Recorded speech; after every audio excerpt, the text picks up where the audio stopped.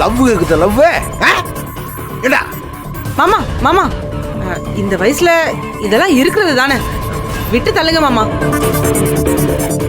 இப்பதான் மாப்பிள்ள நம்ம வழிக்கு வந்துட்டாகல, பழசெல்லாம் எதுக்கு மாமா பேசிக்கிட்டு? அத பத்திலாம் விட்டு தள்ளுங்க மாமா. நீங்க ரொம்ப டயர்டா இருப்பீங்க, மேல போய் கொஞ்ச நேரம் ஓய்வு எடுங்க போங்க.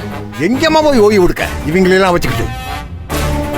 டேய் கதிரே, இந்த பத்திரப்பதிவுக்கு ஏற்பாடு பண்ணு. இந்த பழி பாபத்துக்கு நீ ஆளாக வேண்டாம், எல்லாத்தையும் முடிச்சு விட்டுருவோம். அதுக்கு ஏற்பாடு பண்ணு பாப்பா.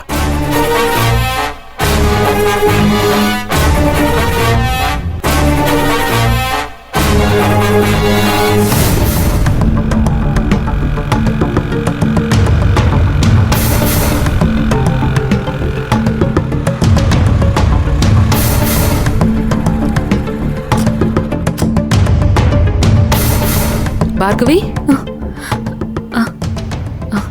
சாரி உங்களை டிஸ்டர்ப் பண்ணிட்டேன்னா.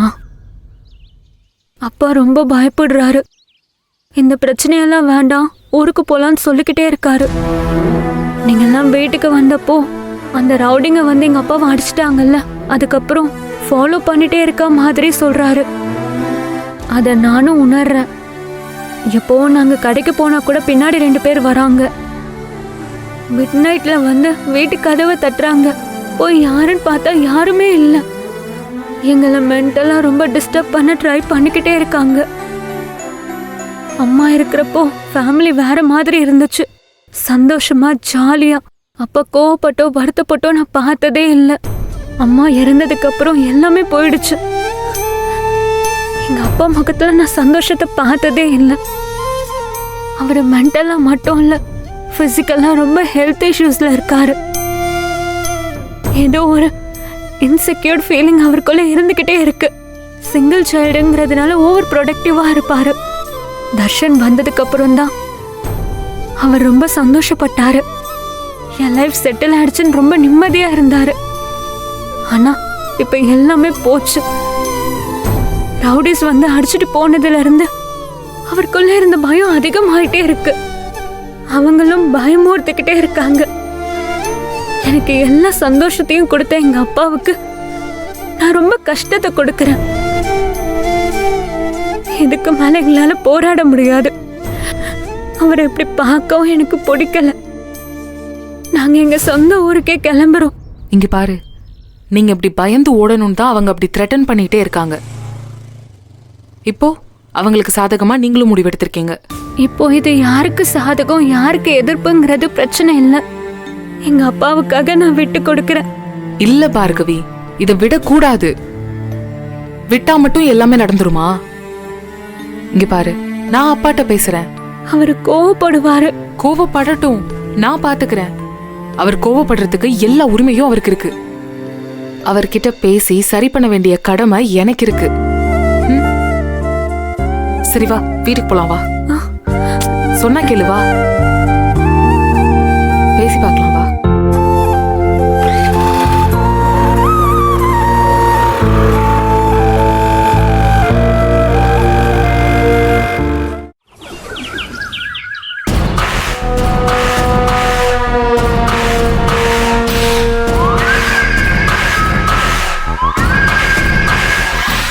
என்ன மாமா, எதுக்கு படபடப்பா டென்ஷனா இருக்கீங்க? டென்ஷனா? எனக்கு என்ன டென்ஷன்? அதெல்லாம் ஒன்றும் கிடையாது. இந்தாருங்க மாமா, என்ன உங்க வீட்டு பொம்பளை ஆளுக மாதிரி கேனச்சுன்னு நினைச்சிட்டியலோ? ஒருத்தவங்க முகத்தை பார்த்தே அவங்க என்ன யோசிக்கிறாங்க, என்ன பண்ண போறாங்கன்னு எனக்கு தெரியும்.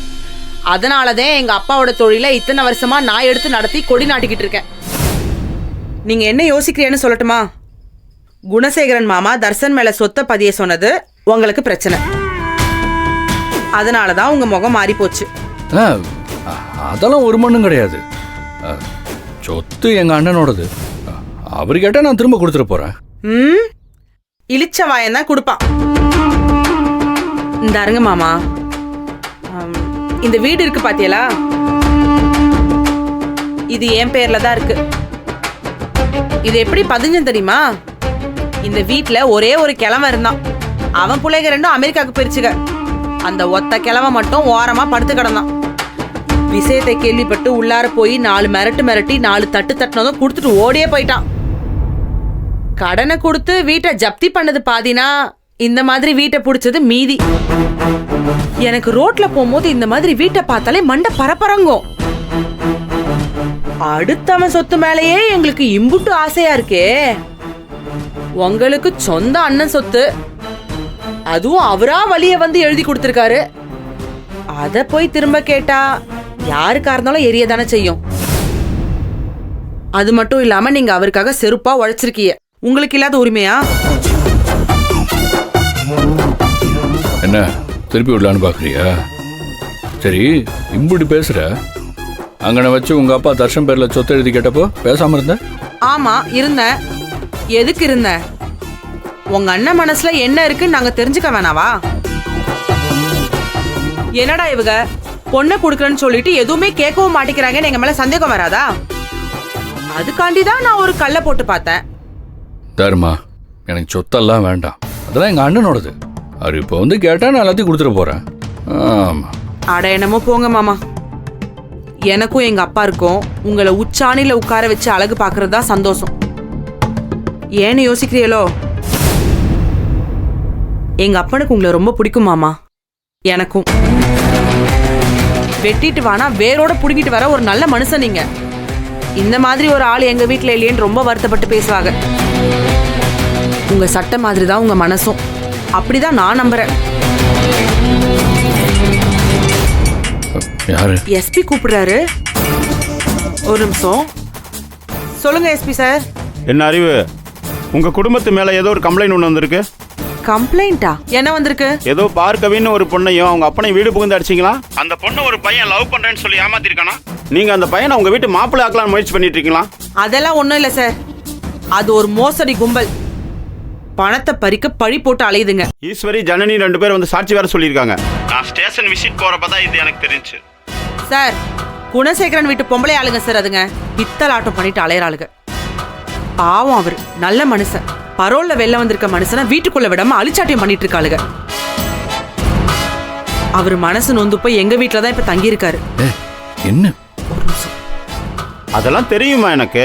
எல்லாம் தெரிஞ்ச நீங்களே இப்படி பேசலாமா சார்? நீங்க விடுங்க. அந்த பொண்ணையே வந்து இந்த கேஸை வாபஸ் வாங்க வைக்கிறேன். அதுக்கு நான் பொறுப்பு. பாத்துமா, ஏடா கூடமா எதுவும் பண்ணி எங்களை வம்புல இழுத்து விட்டுறாதீங்க. எம்புட்டு வருஷ பழக்கம் என்ன போய் நீங்க இப்படி தப்பு கணக்கு போடலாமா? எல்லாம் நான் பாத்துக்கிறேன். சரிம்மா, பாத்துக்கம்மா. வைக்கிறேன். என்னாச்சு? அந்த அப்பனும் பொண்ணும் ஊரை விட்டு ஓடிடுவாங்கன்னு பார்த்தா குடைச்சல் கொடுக்குறாங்க. யாரு? உங்க அண்ணன் அவனோட முன்னாள் காதலியும் அவ அப்பனும் தான். ஸ்டேஷனுக்கு போய்